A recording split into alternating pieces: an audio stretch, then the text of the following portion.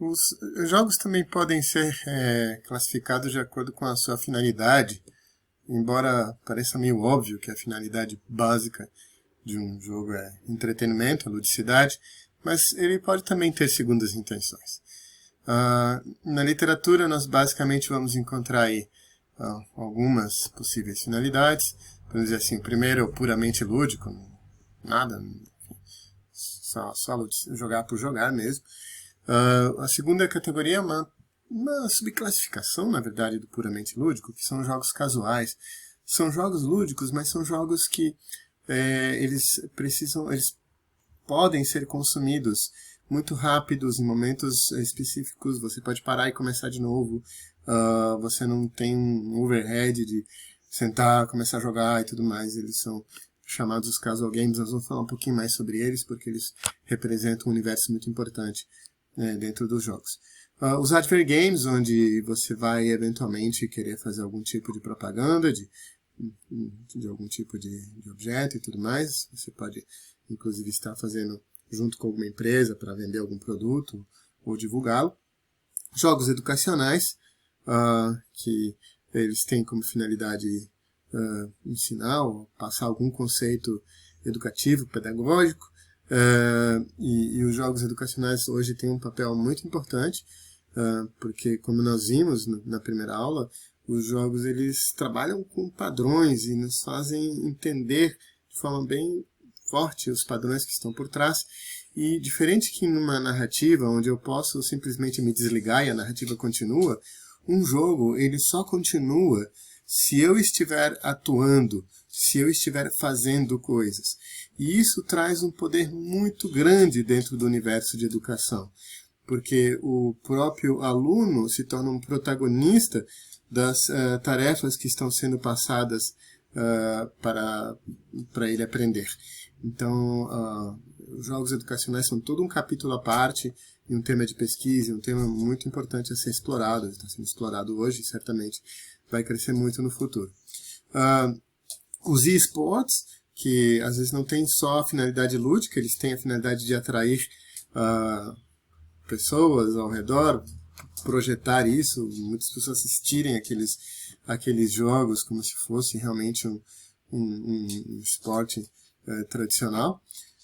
Os Exergames, que são jogos que de alguma forma exercitam, sejam Just Dance, até um jogo mais que envolva mais habilidades físico-motoras, e jogos sérios, serious games.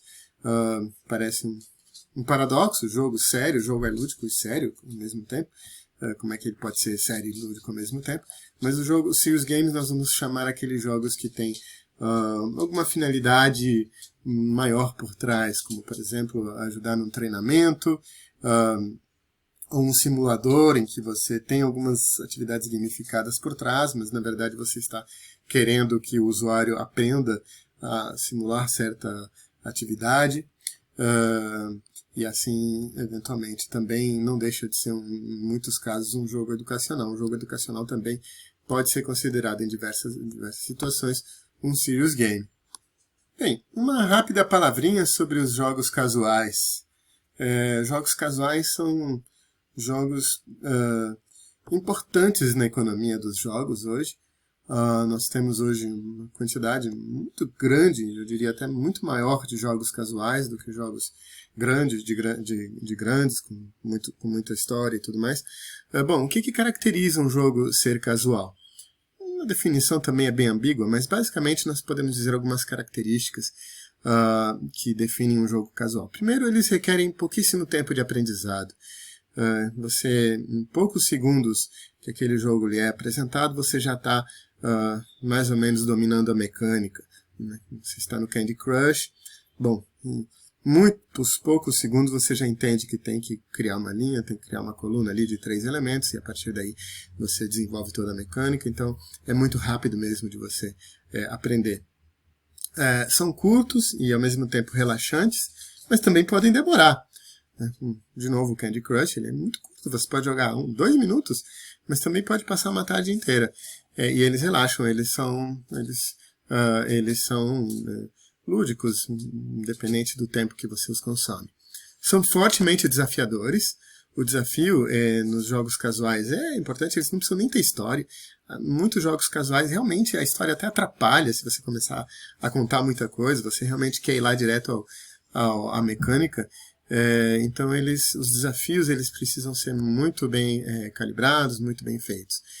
São altamente recompensadores, você muitas vezes assim exacerbera ao máximo o fato de você, por exemplo, ganhar uma fase, você conseguiu 3 estrelas, desbloqueia essa próxima fase, esse ato de desbloquear um próximo mapinha ali te dá um prazer muito grande, é uma recompensa bem interessante. Os progressos são muito bem definidos, diferente que, por exemplo, um jogo de plataforma, onde o progresso é você basicamente ir andando e progredindo naquele universo. O progresso é você conseguiu essa fase, vamos para a próxima. Conseguiu, próximo. Conseguiu, destravou mais uma, vamos lá. As interfaces são simples, limpas, até porque, como nós vimos, a mecânica tem que ser muito direta. Então, a gente não vai ficar colocando muita história nos HUDs dos jogos casuais. E, sim, uma cereja do bolo, os jogos casuais costumam ter uma boa trilha sonora, um áudio agradável, já que eles tentam te fazer relaxar, tentam momentos rápidos de bem-estar. Bem, como falamos na literatura, vocês vão encontrar inúmeras outras categorias e classificações de jogos. Não tem problema você ter até a sua, você discordar com essa que nós falamos agora, que nem é minha, na verdade peguei aí de alguma referência bibliográfica que vai estar no final, mas também você pode modificar à vontade e tudo mais. Agora,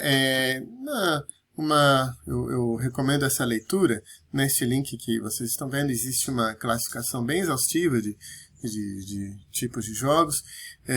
Independente assim, da categoria, da classificação que você use ou adote, é muito importante você ter sempre presente essas categorias, porque o seu jogo, quando você começar a concebê-lo, você já vai ter que ser capaz de encaixá-lo dentro de alguma das categorias de jogos existentes. E como eu disse, às vezes um jogo não vai ser só uma dessas categorias, ele pode ter uma, 2, elementos de 2 ou 3, enfim, não muitos também, porque aí você começa a combinar mecânicas muito diferentes e acaba ficando meio salada de fruta e isso não é tão interessante assim. Algumas bibliografias interessantes para quem se interessa mais pelo assunto. Bem, este livro do Art of Game Design, do Jesse Shah, é um clássico da área de game design, muito interessante, muito prático, bem uma referência assim, bastante usada por aí. Rules of Play também é um compêndio de vários capítulos muito interessantes, e vocês vão encontrar muitas dessas discussões sobre mecânicas, tipos de mecânicas, classificações e tudo mais. E este livro Game Design and Play, que também é uma abordagem bem interessante para a construção de mecânicas de jogos.